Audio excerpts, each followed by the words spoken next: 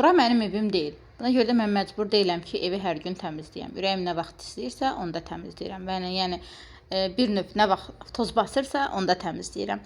Və yaxud da ki, uşaqlar əgər aboyu cırırsa, bu mənim üçün problem deyil. Divarı yazırsa, bu mənim üçün problem deyil. Onsuz da ev mənim deyil. Mən burada kirayə qalıram. Öz evim olanda onda hər şeyinə yaxşı baxacağam. Uşaqlara da icazə verməyəcəm. Nə aboyu cırsınlar, nə də yazsınlar. Bunu bir izləyicim direktdə yazmışdı. Həmin o keçən dəfəki paylaşdığım videodan sonra bu düşüncə mənə çox qəribə gəldi ki, nəyə görə insan əgər sənin öz evində olmasa, ora kira verirsən də, o da kimsəninsə evidir və onu belə yararsız hala gətirmək qətiyyən düzgün bir şey deyil və hələ deyirsən ki, mənim öz evim olanda ona daha yaxşı baxacam.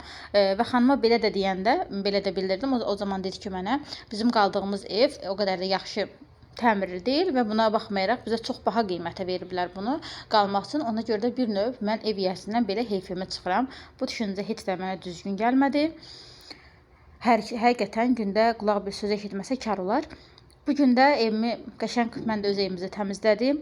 Amma video uzun olduğuna görə son halın, yəni evi təmizlənmiş halını paylaşa bilmədim. İnşallah onu ikinci videoda paylaşacağım. Hələlik özünüzə yaxşı baxın.